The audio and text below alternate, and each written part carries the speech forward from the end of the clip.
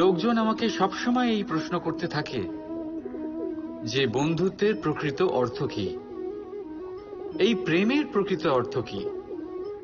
আর আমি শুধু হেসে যাই, কারণ এটা সেরকমই প্রশ্ন যেন কেউ জিজ্ঞেস করছে যে অনর্থের অর্থ কি। অনর্থ যখন হয়েই গেছে তখন তার অর্থ জেনে কি হবে।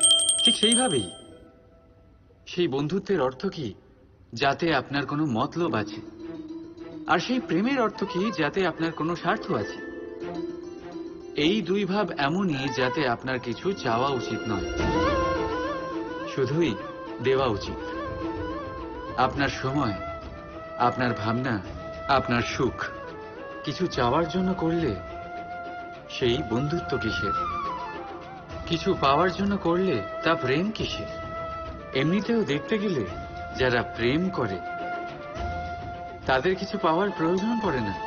আর যাদের কাছে আছে 2.5 অক্ষরের শব্দ প্রেম, তাদের কাছে সংসারের সব থেকে বড় ভান্ডার আছে। তাহলে আপনারা এই ভান্ডার বৃদ্ধি করুন আর আমার সাথে বলুন রাধা রাধা।